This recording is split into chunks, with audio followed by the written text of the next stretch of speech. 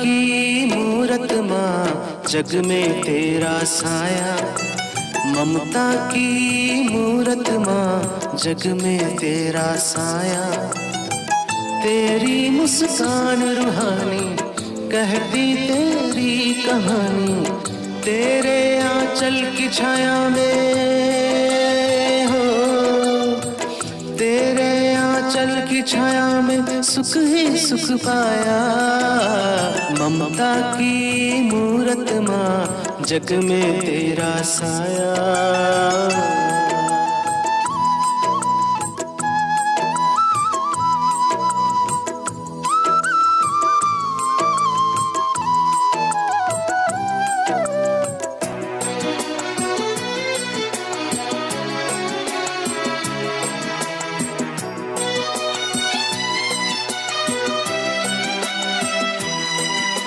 सूरत सलोनी बोल रागनी दिव्य धारणा तेरी, सदा सलामत सभी सुखी हो यही भावना तेरी। सूरत सलोनी बोल रागनी दिव्य धारणा तेरी, सदा सलामत सभी सुखी हो यही भावना तेरी। प्रभु की प्यारी बनकर माँ हो, प्रभु प्यार है लुटाया। ममता की मूरत माँ जग में तेरा साया, ममता की मूरत माँ जग में तेरा साया।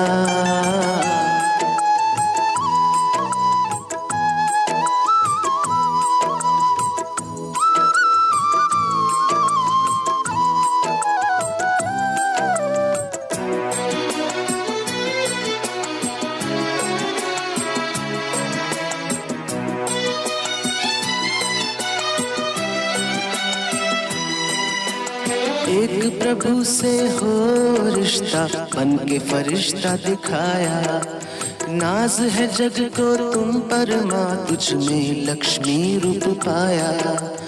एक प्रभु से हो रिश्ता बन के फरिश्ता दिखाया, नाज है जग को तुम पर माँ तुझ में लक्ष्मी रूप पाया। यादगार ये कल्प कल्प की इतिहास फिर दोहराया। ममता की मूरत माँ जग में तेरा साया, ममता की मूरत माँ जग में तेरा साया। तेरी मुस्कान रूहानी कहती तेरी कहानी, तेरे आंचल की छाया में हो, तेरे आंचल की छाया में सुख ही सुख पाया। ममता की मूरत माँ जग में तेरा साया।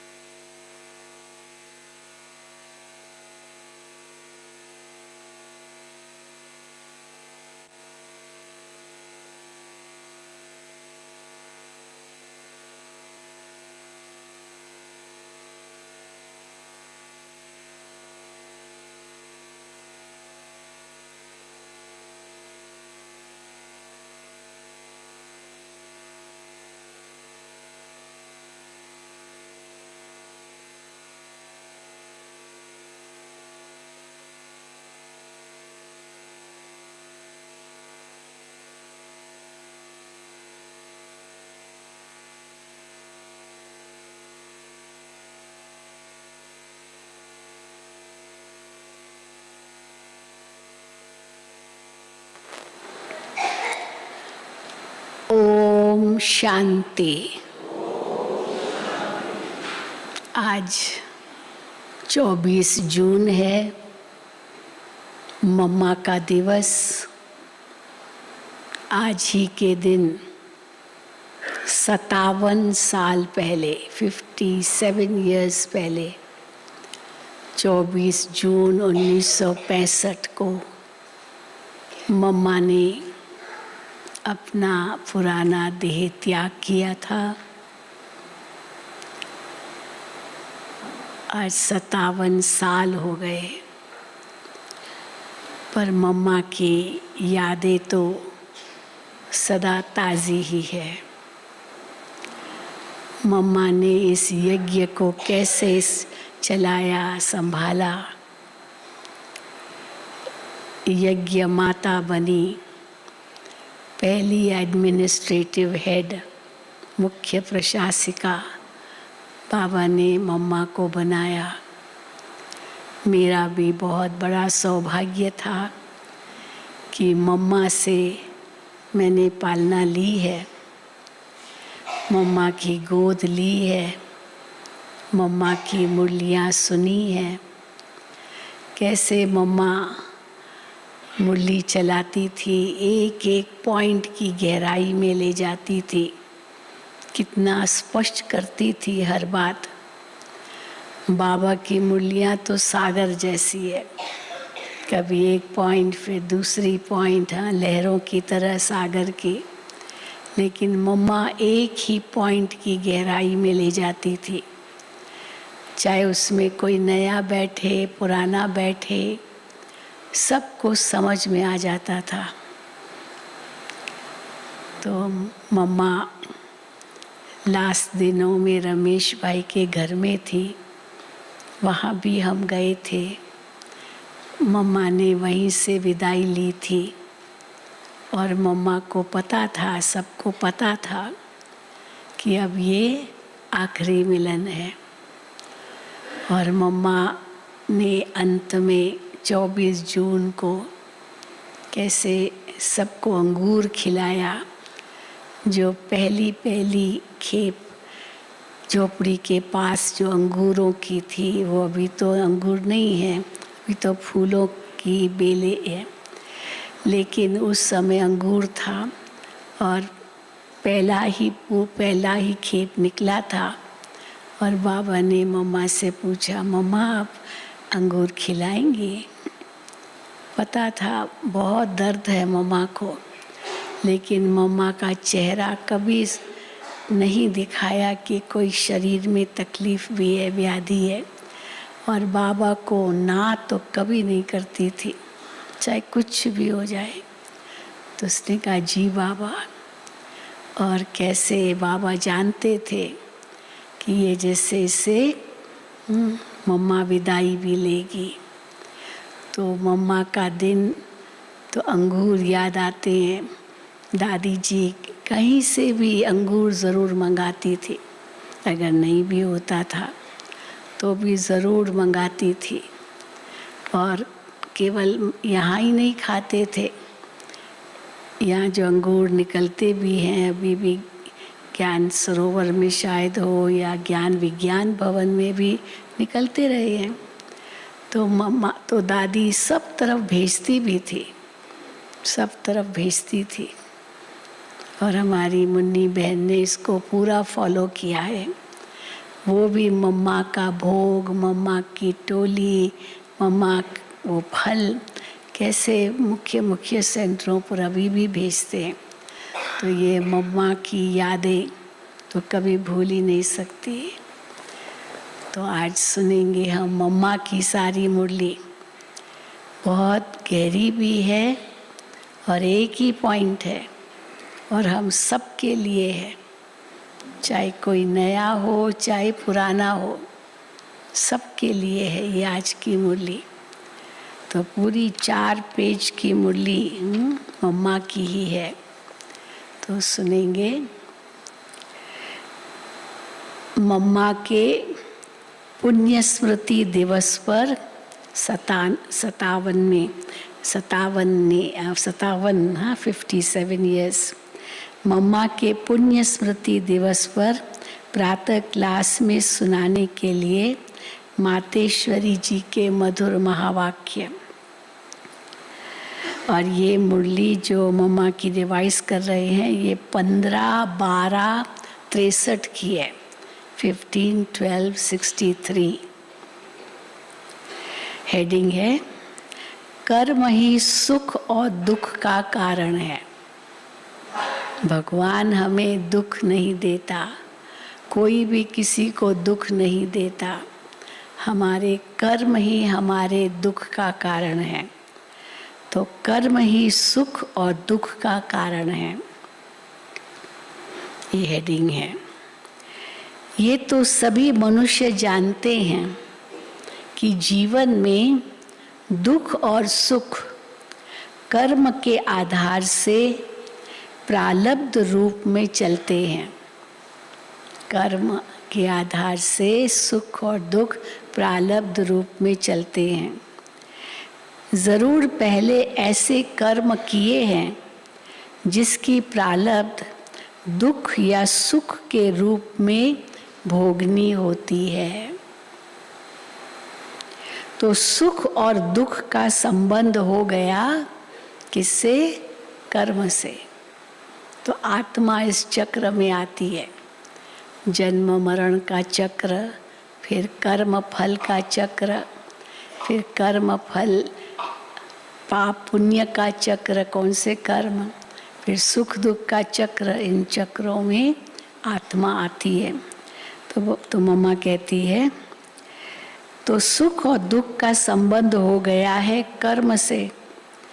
कर्म को किस्मत नहीं कहेंगे, कर्म अलग चीज़ है। कर्म हम स्वेच्छा से करते हैं, किस्मत तो जो भाग्य बनाया उन कर्मों से।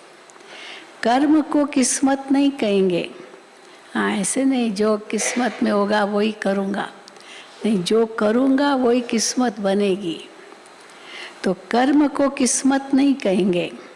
कई ऐसे समझते हैं कि जो किस्मत में होगा, इसलिए दुख और सुख को किस्मत समझ लेते हैं।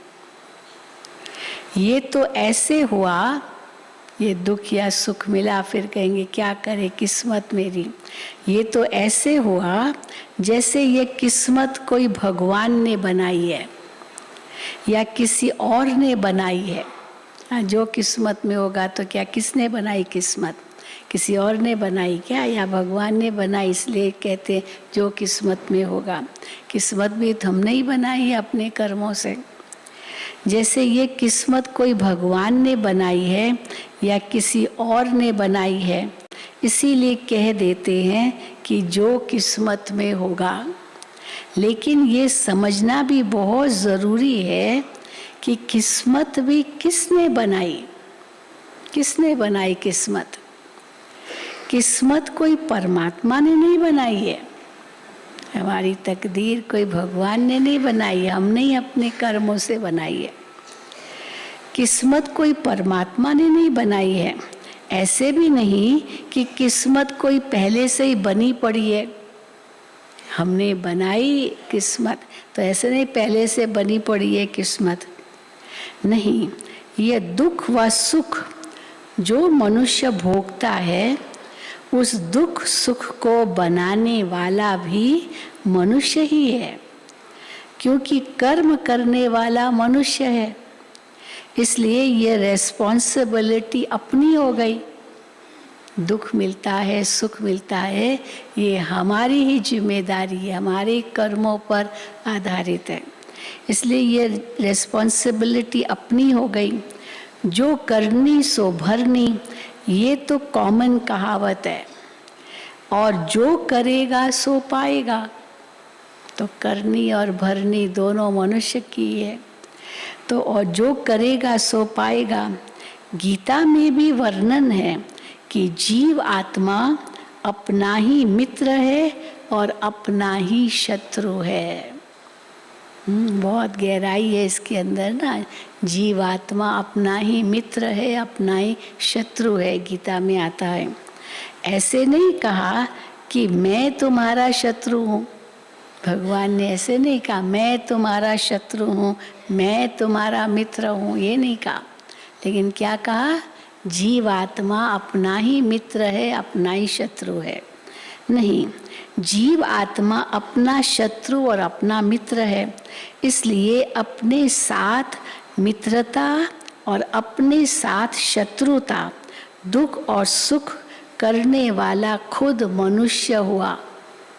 अपना ही मित्र बनता, अपना ही शत्रु बनता है मनुष्य। तो ये बात इतनी स्पष्ट है कि दुख सुख का रिस्पॉन्सिबल मनुष्य खुद अपने आप है। किसी दूसरे को दोषी नहीं बना, इसके कारण मैं दुखी हुआ, इसके कारण मैं सुखी हूँ, ये भी नहीं। दोनों का कारण मेरे अपने कर्म हैं। तो ये बात इतनी स्पष्ट है कि दुख सुख का रिस्पॉन्सिबल मनुष्य खुद अपने आप है। इसलिए जब किसी भी रूप में दुख आता है तो उसको भगाने की कोशिश करते। अब भगवान ने अगर मान लो दुख दिया तो फिर दुख से भागते क्यों है? भगवान ने दिया तो तेरा भाड़ा मीठा लागे, स्वीकार करो, पर दुख से तो भागना चाहते ना। इसलिए जब किसी भी रूप में दुख आता है तो उसको भगाने की कोशिश करते हैं। कोई लड़ाई झगड़ा खड़ा हो जाता है तो उसको ख़त्म करने की कोशिश करते हैं। लड़ाई झगड़े से दुख तो होगा ना, तो कोशिश करते ये लड़ाई झगड़ा ख़त्म हो। अब वो भगवान ने दिया तो ख़त्म हो, ये क्यों सोचेंगे? तो उसको ख़त्म करने की कोशिश करते। इसमें किसी किसी का अकाले मृत्यु भी हो जाता है। इतने लड़ते हैं आपस में, इतना लड़ते जो को एक मर भी जाता है, ऐसे भी होता है। तो भी दुख होता है तो समझते हैं कि पता नहीं मेरे साथ ऐसे क्यों हुआ।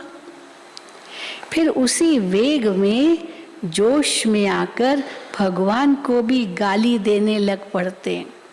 अब उसने उसको मारा और वो सचमुच मर गया, और इसको तो अरे ये कैसे मर गया, ये मैंने क्या किया। फिर भगवान को ही गाली देने लगे, भगवान तुमने ये किया तुमने।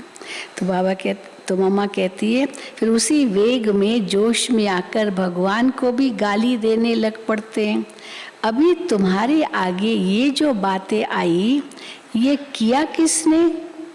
जो ये अकाले मृत्यु जो आया, ये जो रोग के रूप में दुख आया, क्या ये भगवान ने किया? ये जो लड़ाई झगड़े संसार में जितने भी दुख के कारण है, क्या वो सब भगवान ने किए? अरे भगवान जिसको कहते ही हो दुख हरता सुख करता, इसलिए तो जब कोई भी दुख आता है तो उनको याद करते हो। शरीर को रोग लगता है तो भी कहते हो हे भगवान। दुख में उनको ही याद करते हो।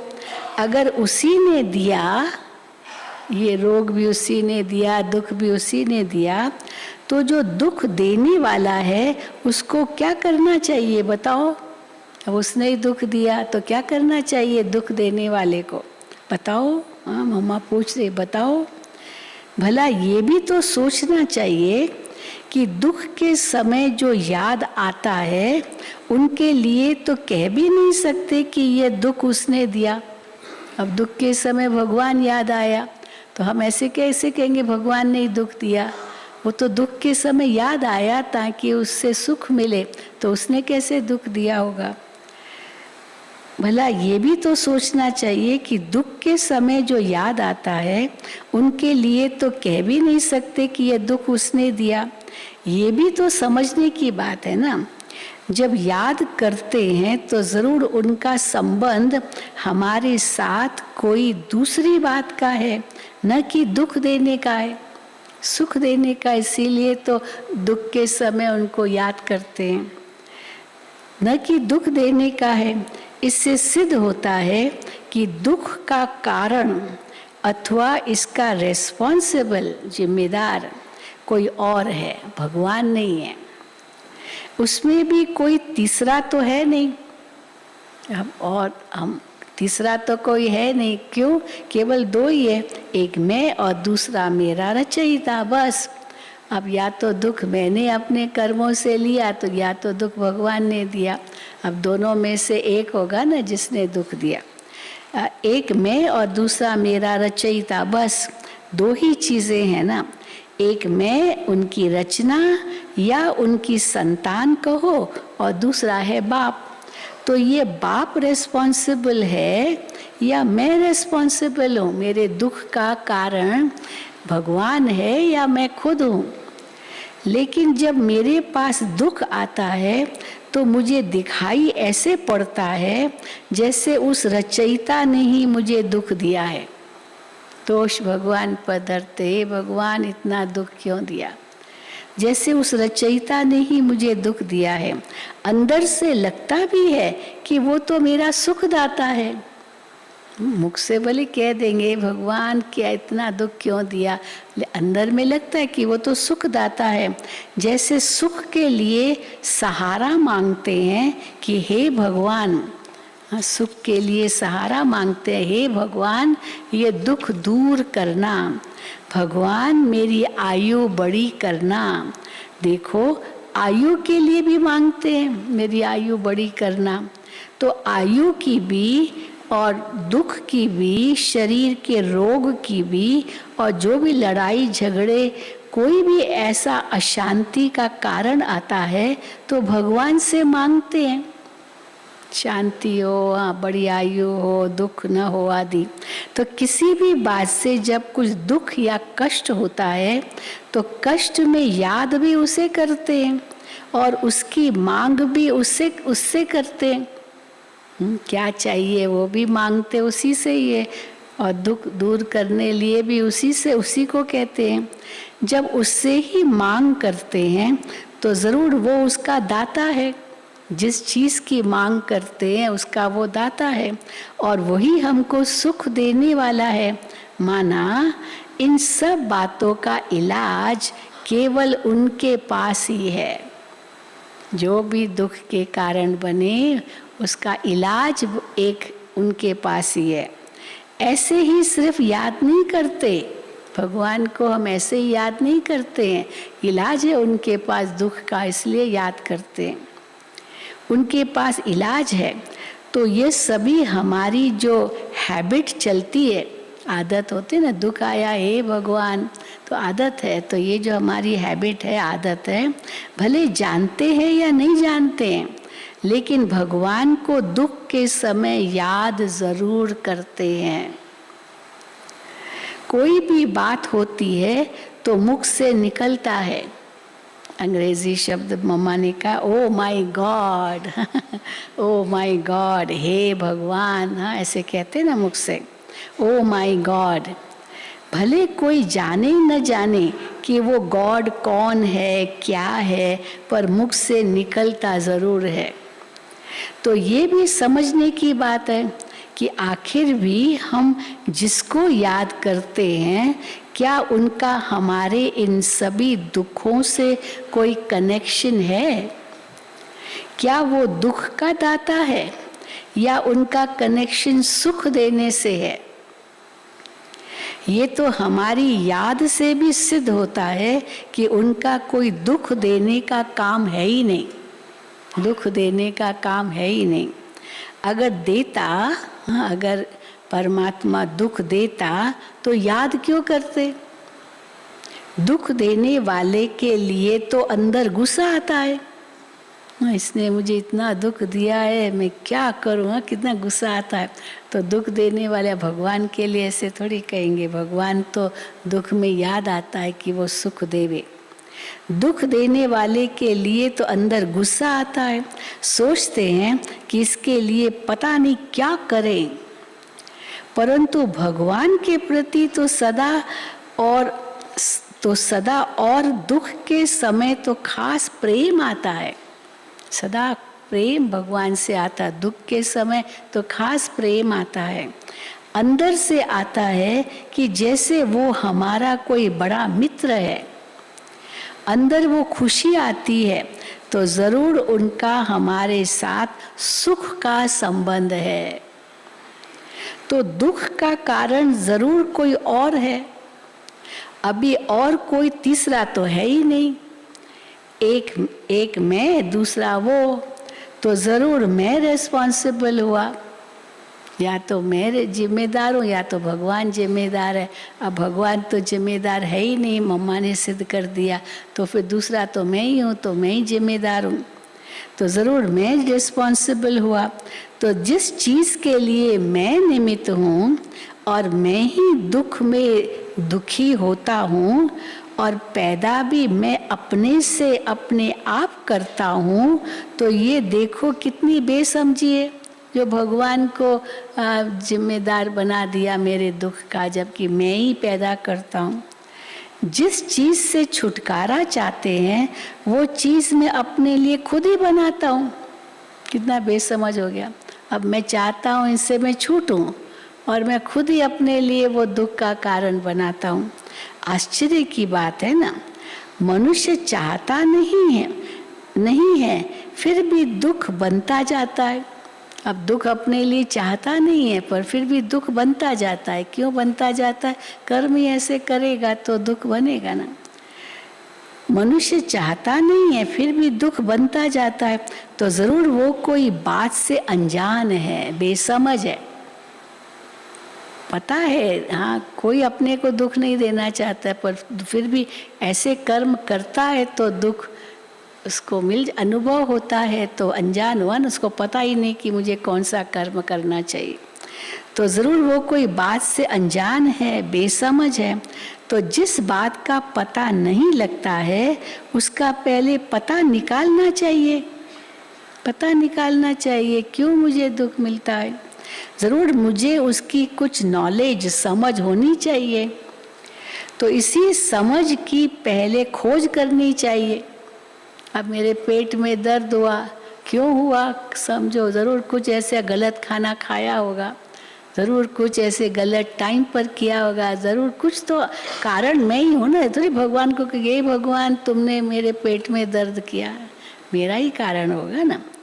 तो मम्मा कहती है ज़रूर मुझे उसकी कुछ नॉलेज होनी चाहिए, तो इसी समझ की पहले खोज करनी चाहिए।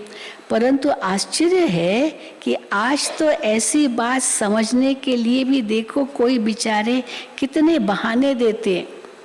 अब समझ में नहीं आता है क्या कारण है, तो उनको कहते अच्छा आप आओ पहले ये ज्ञान सुनो तो आपको सब पता चल जाएगा और आपका दुख दूर हो जाएगा।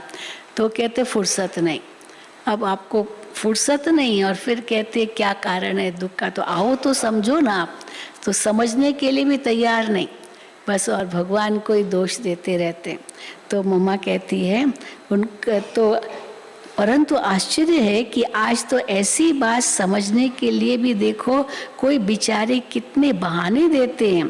कहेंगे फुर्सत नहीं है, समय नहीं है, क्या करें, गृहस्थ धंधा आदि संभाले या ये करें, गृहस्थ धंधा आदि संभाले या ये ज्ञान लेवें, ये करे क्या करें। इसलिए वह देखते संभालते हुए भी उसमें दुखी हुए पड़े हैं। तो दुखी भी हुए पड़े हैं, पर कैसे उसमें भी सुख अनुभव कर सकते, उसका ज्ञान अगर हम कहते लो तो कहते फुर्सत नहीं। अब जबकि मैंने ही मेरा कह के, अब कैसे दुखी हुए, मेरा हाँ ये मेरा है। तो अब जबकि मैंने ही मेरा कह के ये दुख का रूप बना दिया, उसको दुख के रूप में लाया है, तो पहले उसकी खोज होनी चाहिए। क्या कारण है मेरे दुख का? मैंने मेरा कहा, तो मेरा का माना मुझे मोह है, तो उस मोह के कारण मैंने मेरा कहा, तो फिर दुख भी उठाना पड़ेगा। तो पहले उसकी खोज होनी चाहिए। बनाने के पहले उसकी जानकारी रखनी चाहिए। वो कर्म से ये दुख होगा ये पता है, तो पहले से ही नहीं करना चाहिए, जानकारी होनी चाहिए कि इससे दुख मिलेगा। तो बनाने के पहले उसकी जानकारी रखनी चाहिए कि ये जो चीज़ बना करके मैं दुखी होता हूँ उसका कारण क्या है। पहले मुझे ये समझ तो होनी चाहिए कि मैं दुखी क्यों हूँ, मैं क्यों दुखी हूँ। क्या सुख हमारे लिए होता ही नहीं है? अब कोई कहते मैं तो बहुत दुखी हूँ।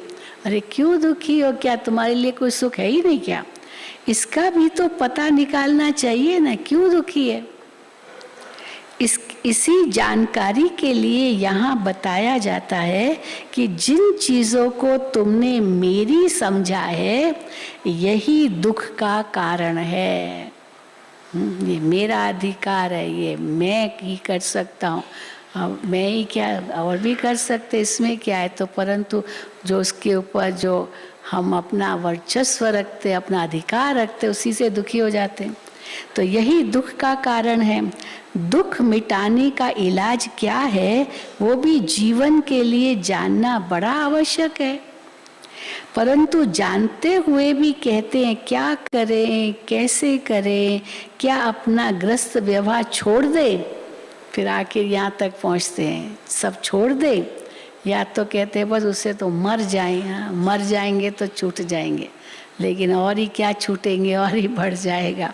हाँ, तो इसलिए भाई उसका कारण समझो ना। तो कारण कोई जीवन ही दुखदाई है ऐसे तो नहीं है, परंतु जानते हुए भी कहते क्या करे, कैसे करे, क्या अपना ग्रस्त व्यवहार छोड़ दें।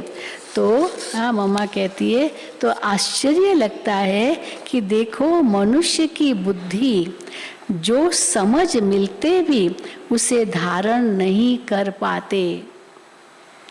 हम अनुभव से उसी बात को समझ करके और धारण करके बतलाते हैं कि ये अनुभव की चीज़ है। ज़रूर अनुभव हुआ है तभी तो कहते हैं कि प्रैक्टिकल में किस तरह से सुख की प्राप्ति हो सकती है।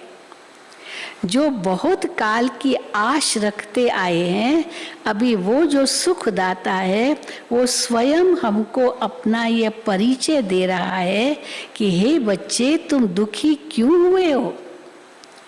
कारण तो तुम्हारा ही है, लेकिन तुम्हारे में ऐसी कौन सी बात है जो तुम्हें खुद को पता नहीं चलता कि तुम क्यों दुखी हो। तो दुख का कारण है कोई न कोई विकार, जरूर कोई न कोई विकार। हाँ, कोई लोभ, मोह, अहंकार, ईर्ष्या, द्वेष, नफरत, कुछ न कोई दुश्मनी, कुछ न काम, क्रोध, यही कारण है दुख के। तो इसीलिए मम्मा कहती है कारण तो तुम्हारा ही है, लेकिन तुम्हारे में ऐसी कौन सी बात है जो तुम्हें खुद को पता नहीं चलता है, जिसके कारण दुख उठा रहे हो। क्या तुम्हारे कर्म ही दुख का कारण बनते जा रहे हैं? वो आकर के समझो है बरोबर, मेरे कर्म ही मेरे दुख का कारण है। तो समझो कि कैसे हम कर्म अपने बदले, अपने विचार बदले, अपनी सोच बदले तो दुख नहीं होगा। ये दुख सुख तो मन की स्थिति है। तो मम्मा कहती है क्या तुम्हारे कर्म ही दुख का कारण बनते जा रहे हैं? वो आकर के समझो, देखो। हम इतनी ऑफर करते आइए, हाँ समझिए, समझने के लिए टाइम दीजिए, हम ऑफर करते हैं तो भी आश्चर्य है। क्या आश्चर्य है? देखो ये सुनते भी बेचारे कहते हैं, हाँ मम्मा उनको बेचारा कहती है, ये सुनते भी बेचारे कहते हैं शायद बस यही चलना है, ये दुख ही चलना है दुनिया में, जीवन में। हमारे जीवन शायद इसीलिए दुख के लिए ही है, शायद बस यही चलना है। इसको ही कहा जाता है, जो ऐसे सोचते हैं शायद ऐसे ही चलना है, उसको कहा जाता है, मम्मा कहती है ओहो मम्मा माया, ये माया करा रही है। और माया इतनी प्रबल है जो सब उसके अधीन हो गए हैं, तो कहेंगे बस ऐसे ही चलना है। इसको ही कहा जाता है अहो मम माया, एकदम माया पकड़ कर बैठी है।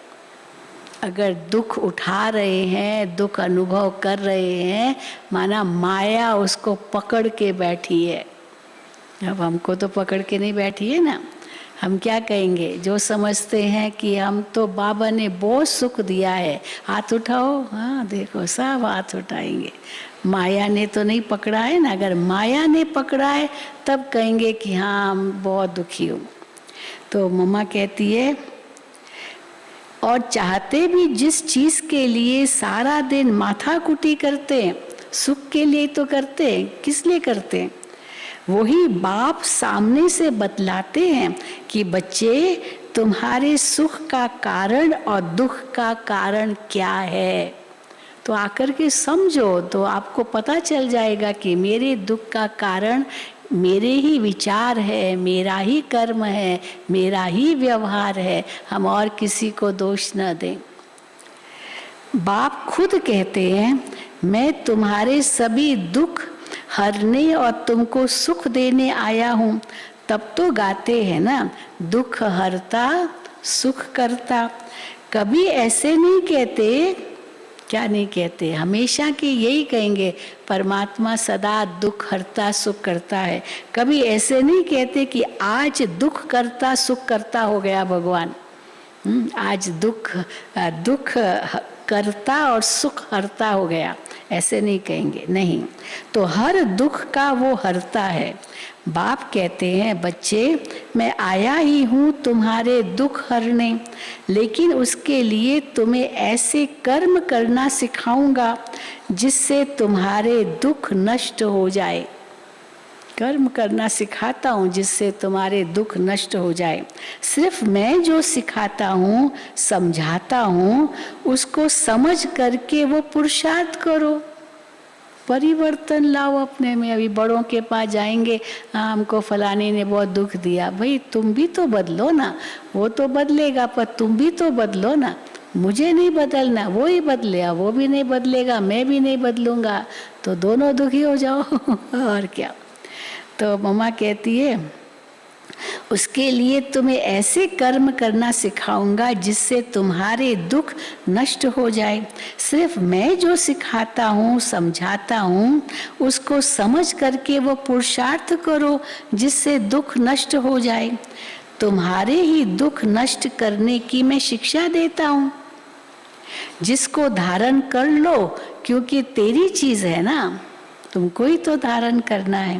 परंतु कई तो बेचारे, हाँ मम्मा को बहुत तरस आता उन आत्माओं पर, परंतु कई तो बेचारे ऐसे कारण देते हैं जैसे कि हम कोई भगवान के ऊपर मेहरबानी करते हैं। हाँ इसने ऐसे किया, ये भगवान, कई तो इतना अंदर में बद्दुआएं देते, हे भगवान इसका सत्यानाश करो, इसने मेरे को इतना दुख दिया, भगवान को कहते सत्यानाश करो। अब भगवान को क्या कहीं खुद का ना हो जाए। हाँ तो इसीलिए कभी भी किसके लिए बद्दुआ नहीं देनी चाहिए, कभी भी वो हमको ही लग जाती है कई बार। तो इसीलिए जिसको धारण कर लो, क्योंकि तेरी चीज है ना। परंतु कई तो बेचारे ऐसे कारण देते हैं जैसे हम कोई भगवान के ऊपर मेहरबानी करते हैं। कई फिर कहते हैं कि समय मिल गया तो कर लेंगे, अभी समय नहीं है। आप कहते तो बहुत अच्छी बातें हैं, सुनने के लिए समय चाहिए, हाँ समय मिला तो कर लेंगे। अरे भाई, हाँ मम्मा कहती, अरे भाई खिलाना पिलाना ये सब जो बातें हैं उसी कर्म से बनाए हुए खाते में ही तो तुम मूंझ पड़े हो। अब मेरा ये काम है, वो काम है, वो काम है, ये सब बातें कहते हो। अरे उसी काम में ही तो तुम मूंझ पड़े हो, उसी में ही तो दुखी होते हो, उसमें ही तो दुखी हुए हो। जबकि एक तरफ कहते हो दुख से छूटे और दूसरे तरफ इन सब दुखों से छूटने का रास्ता खुद बाप समझा रहे हैं, तो भी देखो कोई की बुद्धि में मुश्किल बैठता है।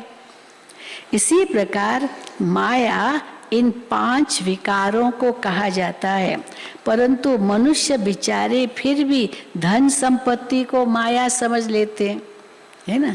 किसके पास बहुत धन है तो क्या कहते हैं, इनके पास बहुत माया है, तो धन संपत्ति को माया समझ लेते हैं।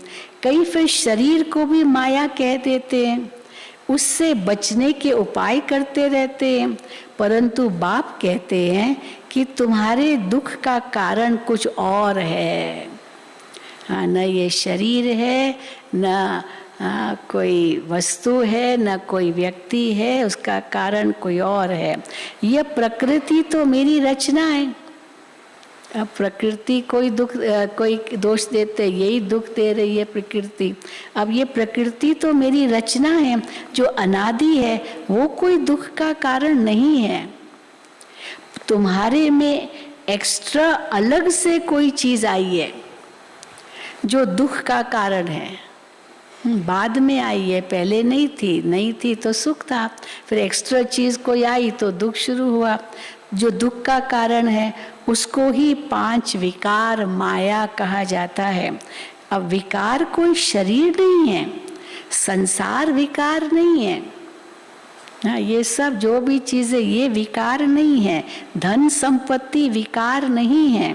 विकार एक अलग चीज है जो आने से फिर ये सभी चीजें दुख का कारण बन चुकी है। कई कहते हैं ना, स्त्री ही माया है, स्त्री ही दुख का कारण है। अरे स्त्री तो शक्ति है, दुख का कारण कोई स्त्री थोड़ी है। आप उनको आत्मा देखो, स्त्री तो शक्ति रूप में देखो। ये काम वासना ही दुख का कारण है।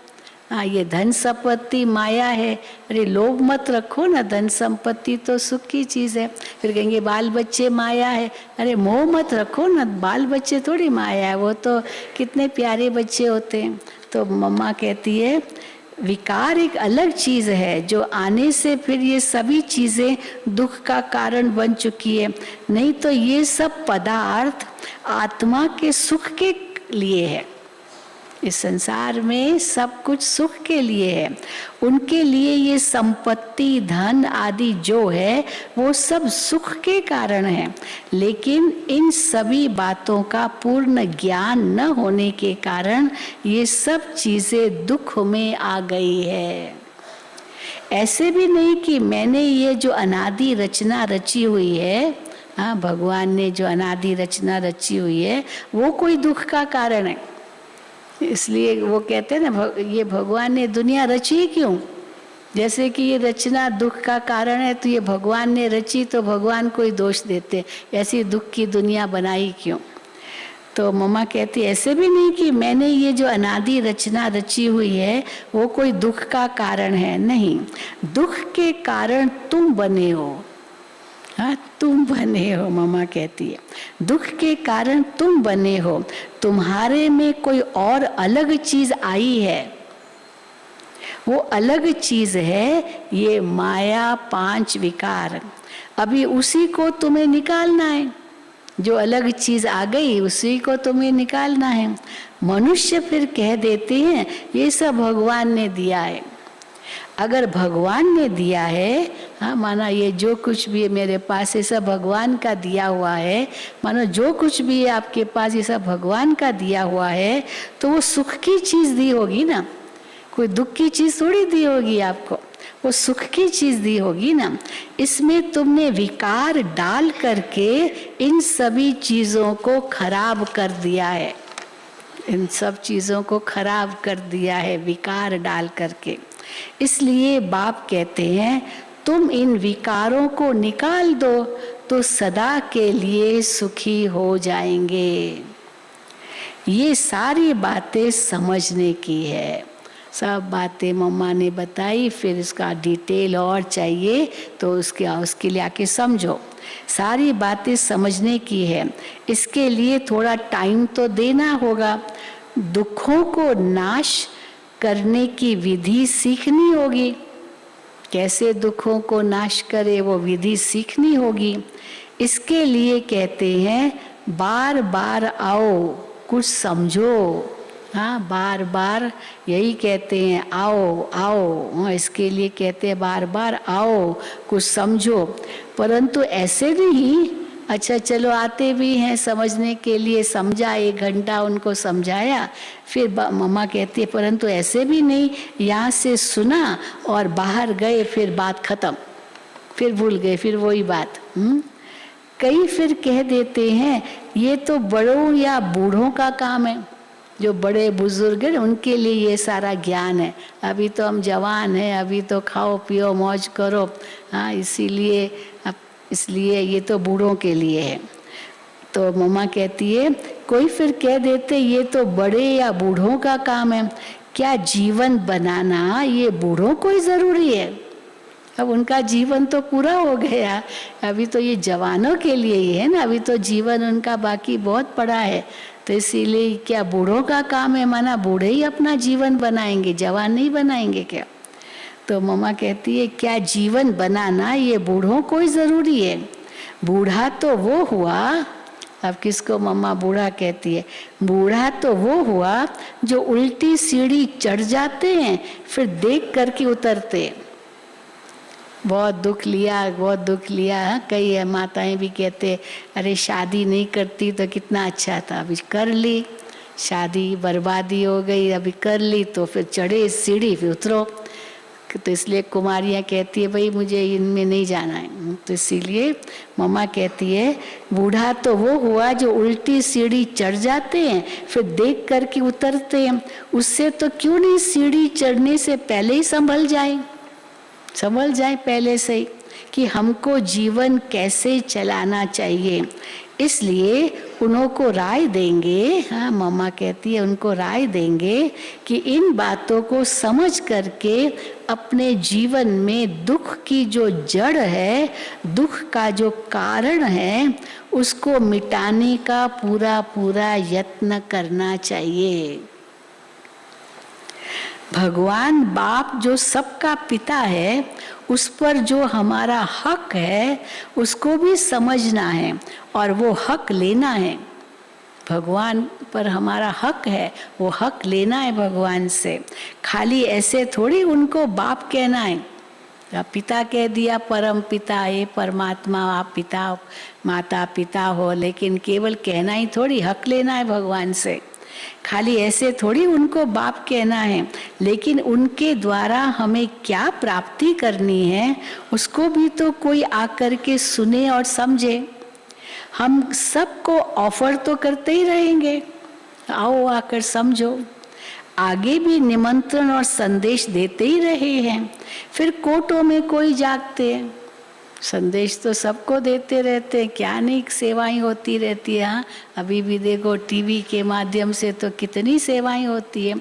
कई है कहते नहीं हम तो आपको 93 से देख रहे हैं, टीवी पर देख रहे हैं, ब्रह्मा कुमारियों को देख रहे हैं, पर अभी जागे। अरे 93 का कितने साल हो गए, अभी जागे। पर देखते रहते थे, परंतु समय पर तो चलो जाग गए। तो आगे भी निमंत्रण और संदेश देते ही रहे हैं। फिर कोर्टों में कोई जागते हैं, आगे भी ऐसे हुआ है तब तो भगवान ने खुद कहा है, आगे भी हुआ है तब तो खुद कहा है कि कोर्टों में कोई मुझे जानते हैं। ये गीता के अक्षर है, कोर्टों में से कोई और कोई में से भी कोई मुझे पहचानते हैं। तो यहाँ आकर के इस चीज को समझ के और कुछ धारण करने की बातें करो। एक ही दिन में ये सब बातें समझाने में नहीं आ सकती है। हाँ देखो कितना सिंपल, मम्मा ने एक ही पॉइंट ली और सारी मुरली चलाई। अच्छा, अब ये बाबा तो कहते थे मीठे मीठे सिकील दे बच्चों प्रति मात पिता बाप दादा का याद कर। मम्मा क्या कहती थी? मीठे मीठे बच्चों प्रति याद प्यार और नमस्ते। मीठे मीठे बच्चों प्रति याद प्यार और नमस्ते। और हम क्या कहेंगे? हाँ, रूहानी बच्चों की, रूहानी मात पिता बाप दादा को याद प्यार, गुड मॉर्निंग और नमस्ते। वरदान, अपने पूज्य स्वरूप की स्मृति से सदा रूहानी नशे में रहने वाले जीवन मुक्त भव। अपने पूज्य स्वरूप की स्मृति से सदा रूहानी नशे में रहने वाले जीवन मुक्त भव। ब्राह्मण जीवन का मजा किसमें है? ब्राह्मण जीवन का मजा जीवन मुक्त स्थिति में है। केवल सतयुग त्रेता में थोड़ी जीवन मुक्ति, अभी भी जीवन मुक्ति है। जीवन में रहते दुखों से मुक्त है, ज्ञान है ना। तो ब्राह्मण जीवन का मजा जीवन मुक्त स्थिति में है। जिन्हें अपने पूज्य स्वरूप की सदा स्मृति रहती है, उनकी आँख सिवाय बाप के और कहाँ भी डूब नहीं सकती। पूज्य आत्माओं के आगे स्वयं सब व्यक्ति और वैभव झुकते हैं। पूज्य आत्माओं के आगे स्वयं सब व्यक्ति और वैभव झुकते हैं। पूज्य किसी के पीछे आकर्षित नहीं हो सकते। देह, संबंध, पदार्थ, वह संस्कारों में भी उनके मन बुद्धि का झुकाव नहीं रहता। वे कभी किसी बंधन में बंध नहीं सकते, सदा जीवन मुक्त स्थिति का अनुभव करते हैं। स्लोगन, सच्चा सेवाधारी वो है। कौन है सच्चा सेवाधारी? सच्चा सेवाधारी वो है जो निमित्त और निर्माण है। निमित्त और निर्माण है, वही सच्चा सेवाधारी है। अच्छा, ओम शांति, ओम शांति, ओम शांति। अभी तो भोग लगेगा बाबा को भी, मम्मा को भी, लेकिन उसके पहले हमारे पास हल्दर भाई और कौन हॉस्पिटल के वो आएंगे और मम्मा के प्रति गीत गाएंगे। आ जाओ भाई, कहाँ है? और आज तो भट्ठी वाले जाएंगे। हाँ, भट्ठी वाले जो आज जाएंगे सब हाथ उठाएं। आज जाएंगे, देखो। हाँ, तो आपको पहले से ही ओम शांति। आज शाम को जाएंगे, कुछ भाई बहनें कल भी जाएंगे। जो कल जाएंगे भट्ठी वाले वो हाथ उठाओ। कल जाएंगे इतने सारे? अच्छा, तो आज जाने वाले हाथ उठाओ। अच्छा, आज तो कौन सा ग्रुप कल जा रहा है? पटेल नगर कल जाएंगे? अच्छा, कुछ आज कुछ कल। और आप डिफेंस कॉलोनी सब आज ही जाएंगे? आज? अच्छा, कुछ कल भी जाएंगे। ठीक है, आधे आज जा रहे हैं, आधे कल जाएंगे। तो बहुत अच्छा। अकेले आ गए? अकेले हो? अच्छा, तो हमारे हल्दर भाई मम्मा के गीत खुद बनाते हैं, खुद ही तर्ज भी निकालते हैं और फिर गाते हैं। आइए।